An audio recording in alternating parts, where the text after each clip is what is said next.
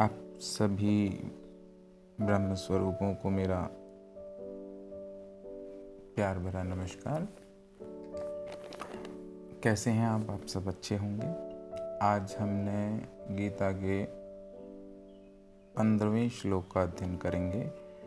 14वें श्लोक में हमने जाना था कि कृष्ण बता रहे थे आत्मा के अपने यानी परमात्मा यानी आत्मा यानी पुरुष, उस पे कर्मों का प्रभाव नहीं पड़ता। आत्मा पे किसी भी कर्म का कोई बंधन कभी नहीं पड़ता और ना ही आत्मा किसी कर्म फल की कामना ही करती है। मतलब वो बता रहे थे कि हमारी जो प्रत्येक मनुष्य में जो आत्मा है, जो उसके भीतर चैतन्यता है, जो उसके भीतर पुरुष है, वो उस पर ना तो किसी प्रभाव, परिस्थिति, विषय का कोई प्रभाव पड़ता है। क्यों नहीं पड़ता? क्योंकि वह आत्मा की कोई कामना ही नहीं होती। और इसलिए उन्होंने बताया था कि जो भी इस संबंध में, जो भी इस गूढ़ रहस्य को जानता है और उसमें स्थित हो जाता है, वह भी कर्मों के बंधनों से मुक्त हो जाता है, क्योंकि वह यह जानता है कि यह सब मन का खेल है। कोई भी इच्छा हमारी उठ रही है वो मन से उठ रही है। तो इसलिए वह मन और आत्मा को अलग अलग जानकर वह कर्म बंधनों से मुक्त हो जाता है। वह जो भी कर्म करता है फिर प्रकृति के लिए करता है, जो कि उसकी ज़रूरत है। और बाकी जो इच्छाओं और कामनाओं वाला जो पार्ट है, उसमें वह देखता है और देख के मौन हो जाता है। क्योंकि आत्मा का जो स्वभाव है वो है मौन, प्रेम में मौन रहना। तो इसलिए वह कर्म के बंधनों में आत्मा नहीं फंसती। अब 15वें श्लोक में आज देखते हैं हम कृष्ण क्या कह रहे हैं। 15वां श्लोक है, एवं ज्ञात्वा कृतं कर्मं पूर्वे अपि मुमुक्षुभिः कुरु कर्म एव तस्मात् त्वं पूर्वतरम कृतम। इसमें कृष्ण कहते हैं, प्राचीन काल में समस्त मुक्त आत्माओं ने मेरी दिव्य प्रकृति को जान करके ही कर्म किया, अतः तुम्हें भी चाहिए कि उनके पदचिन्हों का अनुसरण करते हुए अपने कर्तव्यों का पालन करो। अब वो यहाँ पे देखिए कितना सटीक, बिल्कुल जीवन में मुक्त होने का बिल्कुल सटीक उपाय यहाँ पे उन्होंने बता दिए इस श्लोक में। अर्जुन को उन्होंने कह दिया कि प्राचीन काल में, वो उदाहरण के तौर पे और एक सबूत जिसे हम कह सकते हैं वो दे रहे हैं यहाँ पे। वो कह रहे हैं कि प्राचीन काल, इससे पहले, तुमसे पहले भी, आज हम अगर मान लीजिए जैसे आज हमें कोई बताता है तो वो कैसे कहेगा कि पहले भी, हमसे पहले भी, इस कलयुग से पहले भी जो आत्माएं मुक्त हुई हैं, जो मुक्त हुए हैं, जो प्राणी मुक्ति और मोक्ष को प्राप्त हुए हैं, उन्होंने आत्मा की, मेरी यानी वो कह रहे मेरी दिव्य प्रकृति यानी आत्मा की दिव्य प्रकृति को जान करके ही कर्म किए। मतलब उन्होंने आत्मा को जाना, अपने स्वयं को जाना कि मैं आत्मा हूँ, और आत्म हूँ तो आत्म का स्वभाव क्या है, और वो स्वभाव जानने के पश्चात उन्होंने वैसे ही फिर कर्म किए निर्लिप्त होके।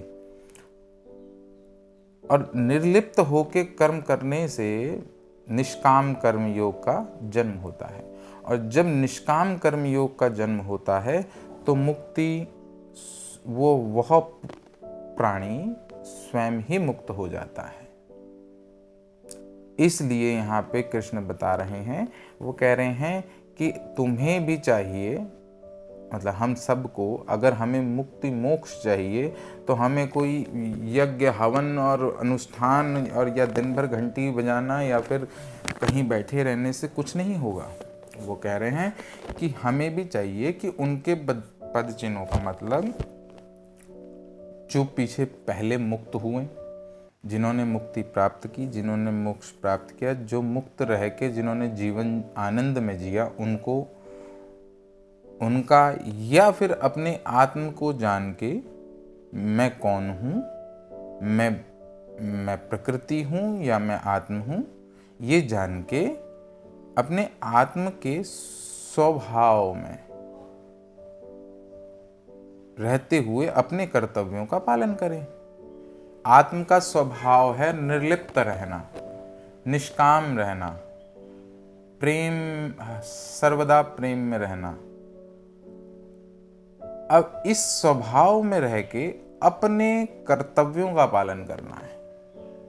अपने कर्तव्यों का मतलब जो भी हमारे नियत कर्म हमारे सन्मुख सुबह से शाम तक आते हैं, उन नियत कर्मों को कर्तव्य जान के उनका पालन करना है, और उसमें मैं आत्म हूँ ये जान के उससे सारी कामनाओं को हटा लेना। क्योंकि कामना जो भी उठ रही है उसे शांत रह के हमें ये देखना है।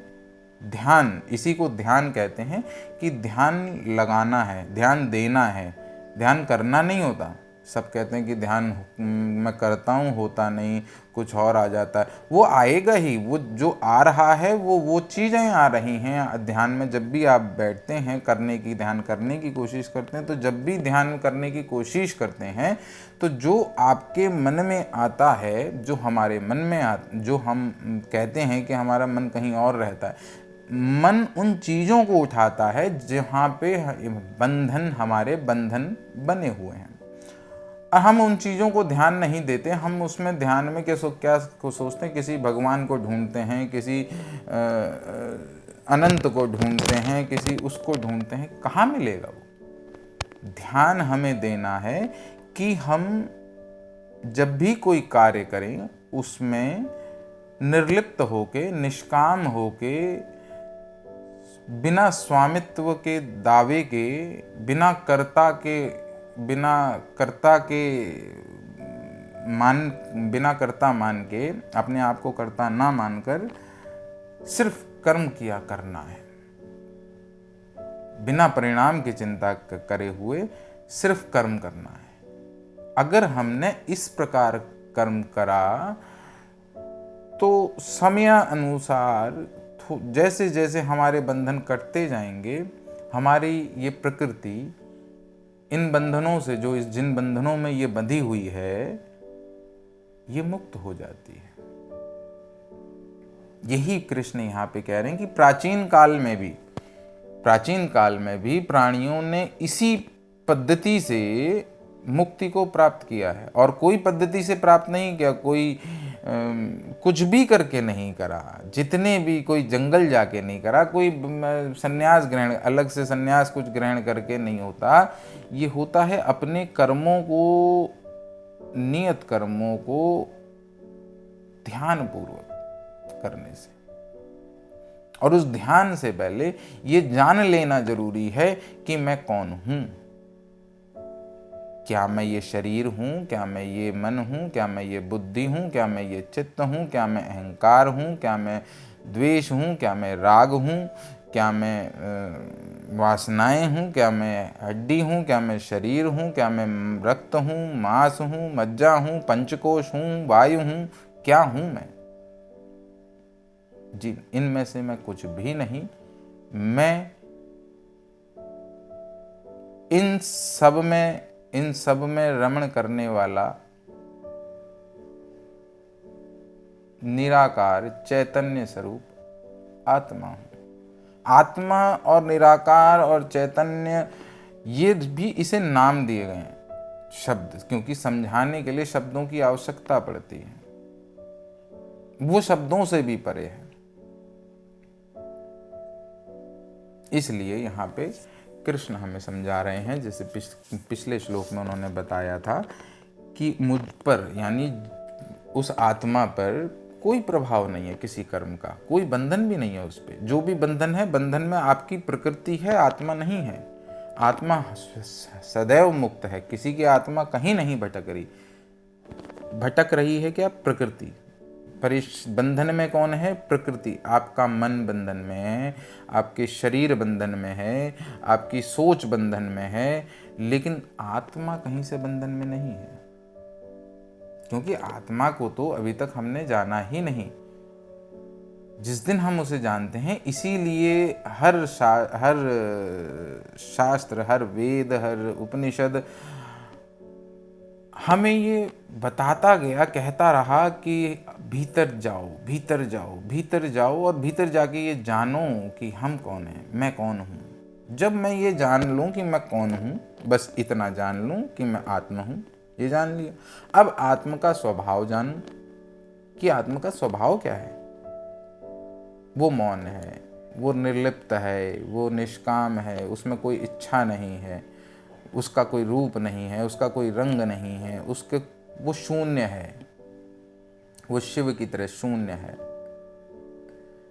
तो जो शून्य है, उसको उसको इतनी कोई इच्छा है नहीं, उसको किसी भी चीज से कोई लेना देना ही नहीं है। हर चीज का वो अस्तित्व है, तो लेकिन उसे किसी चीज से कोई लेना देना नहीं है। हर चीज उससे है, वो किसी चीज से नहीं है। हर चीज उससे है, वो किसी से नहीं, इसीलिए उसकी कोई कामना नहीं। तो जब उसकी कोई कामना नहीं है, तो हम यानी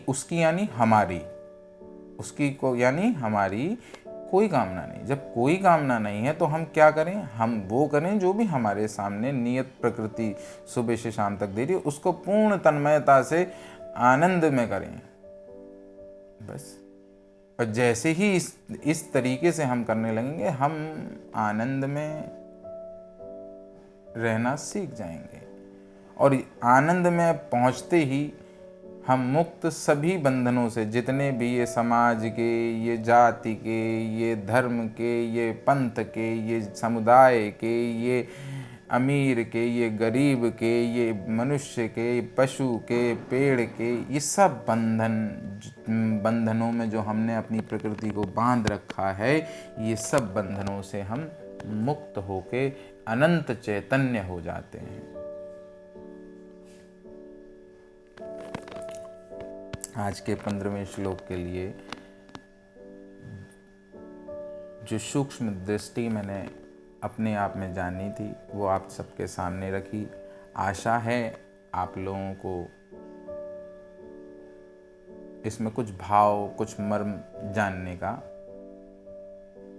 अवसर मिला होगा, आपने जाना होगा, और इसी तरह प्रेम से इसको जानने और समझते रहने के लिए आपका धन्यवाद। अगले 16वें श्लोक में फिर आपसे मुलाकात होगी। तब तक के लिए आप खुश रहें, आनंद रहें, मौज में रहें, अपने निज स्वभाव में रहें, इसी कामना के साथ जय श्री कृष्ण।